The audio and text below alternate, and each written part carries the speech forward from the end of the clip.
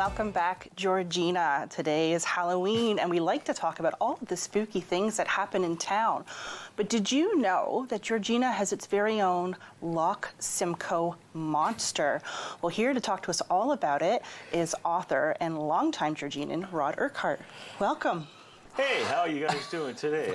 Good, how are you? I enjoyed the preamble to your show. Before I get started, I just wanted to say, when you were talking about the paranormal stuff, Sax's restaurant on Church Street, I don't know what that is now, right? But for 50 years it was a fish and chip, Sax's Fish and Chips. Mm-hmm. Yeah. In the basement, it was investigated, and when I was editor up here, and there is spirits in the basement of that. Yeah. So locally, you have many spirits up here. Yeah. We have got them. And just about the monster. Yes. Yes, let's talk about that. In Barrie, they call it Kempenfeld Kelly. Okay. In Beaverton, they call it Beaverton Bessie. I know you love that. I love Beaverton Bessie. The Indigenous Canadians call it Igapogo. Oh, I love that. But actually, in this article, which I brought from the era when I started there in 1977. Okay. In 1979, I wrote the first story on what I called the Lake Simcoe Monster. Okay. And it ran on the front page. It generated so many letters to the editor that they had to add pages to the paper the following week. But the gist of it was parents complaining that their kids would no longer go in the water because there was this monster. So I wouldn't go in the water. But I have to ask, so for those that don't know, and I don't really know, what is the Lake Simcoe Monster? What do we think that is? Well, as you can see, I think it's on the bottom. Okay. There's a drawing. Here, I'll get that. Yeah, there's a drawing.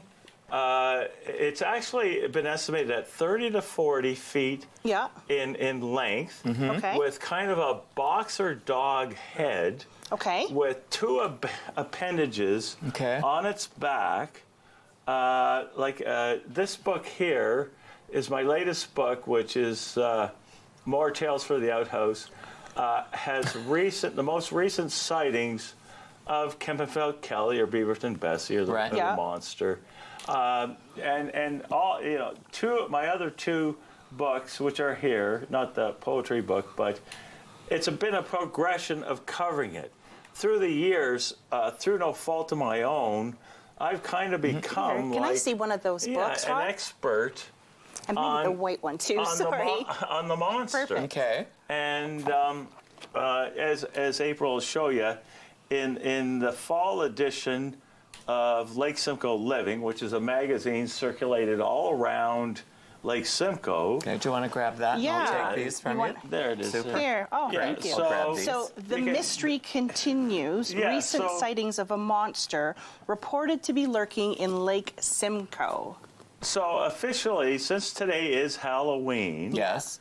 And if people can pick up either my book or the magazine, they will see, and I'm saying it here, this is breaking news, there is a monster in Lake Simcoe. I believe it. There definitely is a monster in Lake Simcoe. As this story back in 79 said, I think it was 67, a reverend, I mean, how much more esteem do you get than a reverend? That's it. On a boat, gotta believe, owned by a funeral home owner in Bradford, the Lethine Funeral Home. Right. Out in a cabin cruiser in the 60s, that was one of the first major sightings of the monster. And as the Reverend said at the time, "Great Scott, there's a monster," as it came up beside their boat. I believe it. And yeah, I mean, I think we have always said there is something more than just those of us in the present. So whether you've actually seen it or not, why not? Yeah. Why can't it be possible?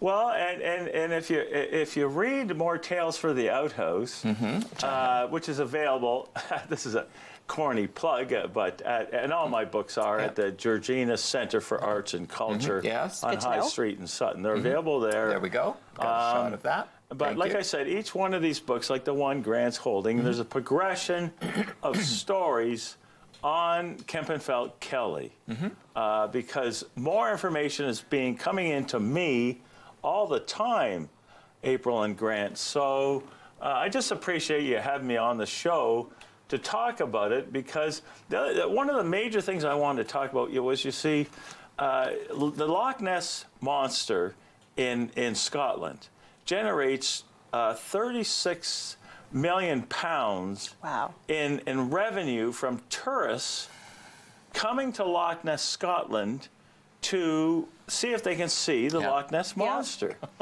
And over the years, through my writing, people have gotten the idea, hey, if Georgina picked up on this, maybe this would be a tourist attraction, right? No, I don't think about it. disagree. Take a couple of bucks We off can it make here it work. in Georgina, for sure. So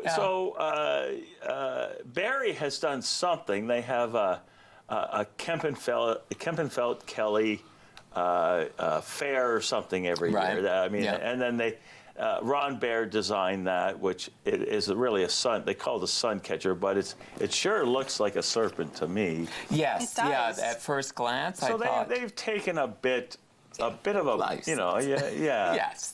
but Well, I mean, I think everything is open to individual interpretation. oh yeah, You know, I think it's fascinating. I really, really do. For me, again, it's, you know, it always amazes me as how quickly we will part with our dollars to learn about the unknown. Take my money. I mean, it really is. Take my money. That's it. It's like, you know what? What's it going to cost me to see that monster in Lake Simcoe? and the other thing I wanted to mention while I'm on is in More Tales for the Outhouse, there is a chapter. Am I holding that right Here, I'll take it for you. Okay. We'll take that. Yeah, and we've got they a show camera that that's actually an artist painting by a famous artist, Sam Logan, of UFOs who have been known to actually suck water out of Lake Simcoe. That's amazing. Now And this has been so much fun. We're almost out of time. Oh. So Okay. I can't wait to read these books. Georgina, you need to grab these books. Thank you so much for being here. Don't go far, folks. We have lots coming up right after the break.